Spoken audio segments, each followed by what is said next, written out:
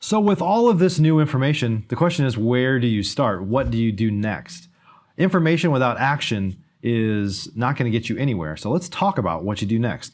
Well, most importantly, I think it's important that you determine how much money you want to make. This is a little bit of an engineering exercise, but it's pretty simple at the end of the day. We're going to have to make some assumptions, but you have to figure out how much money you want to make in a year. So for example, if you wanted to make $10,000 a month or $120,000 a year, and you thought that your profits would be about 50% of your revenue, meaning you're probably assigning and wholesaling a lot of deals and don't have a lot of tremendous amount of overhead like you would with rehabbing necessarily, then you would need to generate about $20,000 a month to net about $10,000, if you can follow the math here. This is just an academic exercise, not realistic really at all, but it'll kind of prove the point here. So now you need to do $20,000 a month to be able to net 10, or $240,000 a year to be able to net 120. And if that is your goal, then you need to find out how many deals would I have to do to make $20,000 a month, and then ultimately how many leads do I need to be able to do that many number of deals. So if your profit margin was $10,000 per deal, which in most markets that's pretty low these days,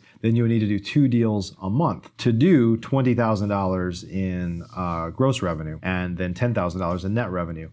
So then from there, you want to figure out how many leads would it take me to do 2 deals. Now, this is going to vary widely. If you're cold calling and doing some of the other techniques, the conversion is going to be way, way lower than it would be on direct mail. Direct mail tends to have probably one of the better conversion rates because it's highly targeted. Pay-per-click also has a pretty good conversion rate as compared to certainly cold calling or text marketing or some other channel like that, where folks were contacted by you instead of them contacting you saying, I might be interested in selling my house.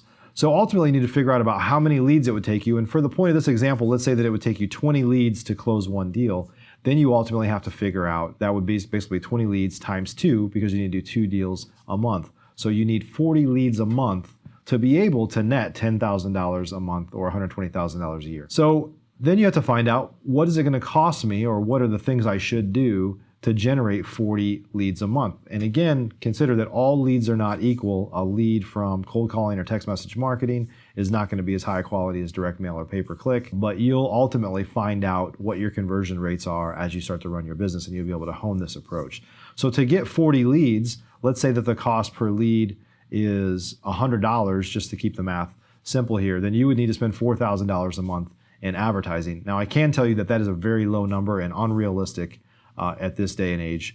So you'll have to put in real numbers there and kind of plug that in for yourself. But ultimately, this approach allows you to back into, if I want to make this much money, this is how many houses I have to do, this is how many leads I need to get, and this is how much I need to advertise to be able to get those leads in the first place. We're basically just reverse engineering and kind of estimating what our KPIs will be. For every dollar I spend or every $1,000 I spend, I'll get this number of leads, I'll go on this number of appointments, I'll make this many offers, and I'll get this many deals.